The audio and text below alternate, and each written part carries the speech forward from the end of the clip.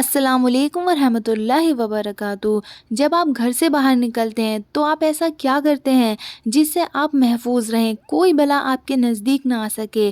اپنی حفاظت کے لیے، اپنے سیلف پروٹیکشن کے لیے آپ کیا کرتے ہیں؟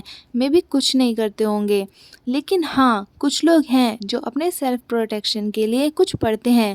تو کیا پڑھتے ہیں وہ لوگ اپنی حفاظت کے لیے؟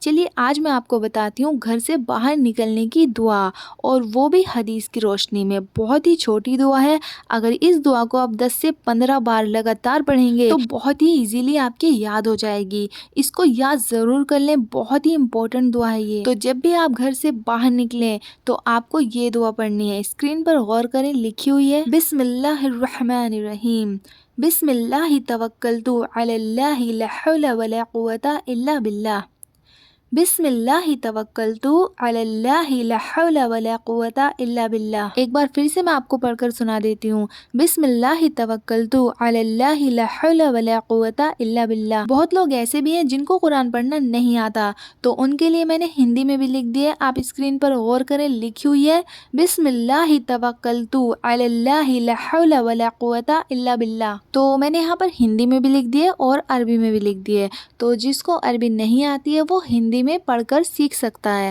اور جن کو عربی آتے ہیں ان کے لیے تو بہت اچھا ہے، وہ ایزیلی اس کو یاد کر لیں گے۔ تو جیسا کہ میں نے آپ سے کہا تھا کہ میں گھر سے باہر نکلنے کی آپ کو دعا بتاؤں گی، اور وہ بھی حدیث کی روشنی میں۔ اب میں آپ کو حدیث پڑھ کر سناتی ہوں۔ ابو داؤد کی حدیث ہے، حدیث نمبر 5095۔